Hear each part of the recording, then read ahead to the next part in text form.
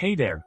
Today we're diving into a common issue that you might encounter while working on a GLTF reader and renderer using OpenGL and C++.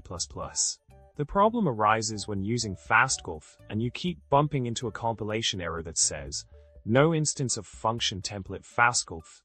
iterateSceneNodes matches the argument list." Frustrating, right?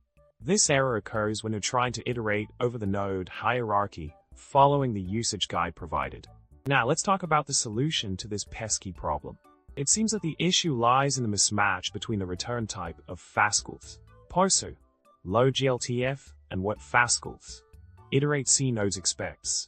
To resolve this, you need to handle the return value as an expected type, check for any errors, and then proceed with dereferencing it to obtain the fastgltf asset for further processing.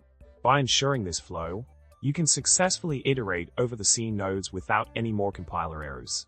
In a nutshell, by following the suggested solution to handle the return type correctly and dereference it as needed, you can resolve the compilation error and smoothly proceed with your GLTF reader and renderer project. I hope this clears up the confusion and helps you move forward with your development tasks.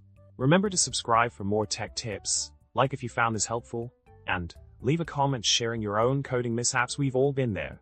See you next time.